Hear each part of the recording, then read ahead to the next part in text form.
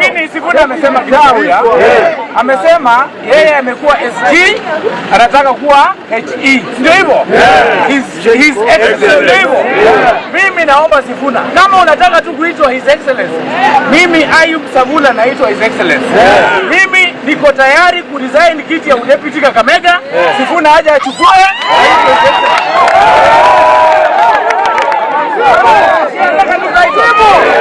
Huyo ni deputy governor wa Kakamega County. Amesema ako tayari kuresign ili aachie Sifuna hiyo nafasi yake, kwa sababu anahisi Sifuna anataka tu kuitwa His Excellency. Lakini mimi sijasikia mahali Sifuna akisema anataka kuwa His Excellency. Ni wafuasi wake tu ndio wamekuwa wakisema anafaa kukua rais wa hii nchi, na wale watu wake wa karibu pia wamekuwa wakisema anafaa kuwa rais wa hii nchi. Lakini Sifuna mwenyewe sijamsikia. Hata kuna interview alifanya juzi, nilitarajia atasema, lakini alikataa kusema. My question was, yes. Edwin Sifuna, are you interested in running for president of this country? I have said, because I'm part of the Linda Mwananchi team, the way that decisions are made in Linda Mwananchi are very collegiate. And I wouldn't just be able to do it if I was alone. In fact, Yvonne, I have gotten to this place where we are in this conversation because of all the support that we've gotten from young people, from those online, from the, the bunge la Mwananchis all across the places. We have even TikTokers, we have people on social media.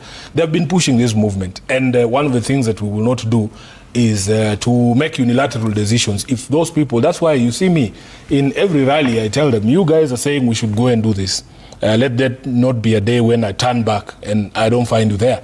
So that decision has to be made together with the people, so that it is a decision that is owned by everyone and not just Sifuna, you know.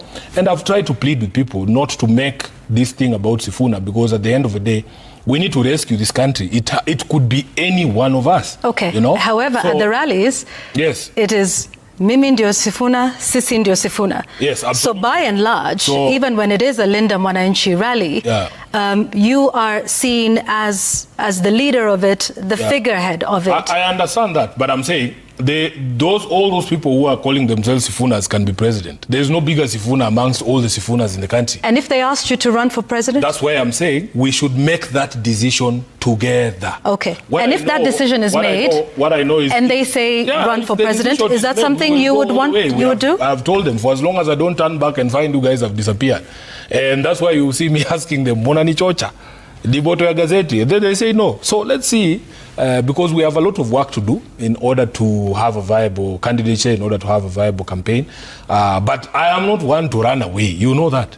You've known me all these years. There's no day a responsibility will be placed to me or a call will be made to me and then I run away. We have to answer the call of the country. We have to answer the call of our generation. And I believe that if the people feel that this is the best way for us to proceed, we will not say no. We will proceed with the people. Na ndio ujue Sifuna ameanza kuwa na wafuasi sugu. Wafuasi sugu ni wale watu wenye wako tayari kukufa tu kwa sababu ya jina yako. Wako tayari kupigania jina yako kwa vyovyote vile. Hao ndio wafuasi sugu. Na mwanasiasa mwenye aliwahi kuwa na wafuasi sugu ni Raila. Raila kati ya wanafuasi ni Raila tu peke yake. Sidhani kama kushai kuwa na mwanasiasa ambaye ako na wafuasi sugu kama Raila. Saizi Sifuna ameanza kuwa na hao wafuasi sugu. Na ukitaka kujua kuwa ameanza kuwa na wafuasi sugu, hebu sikiza hii simu ilipigwa kwa Radio Maisha.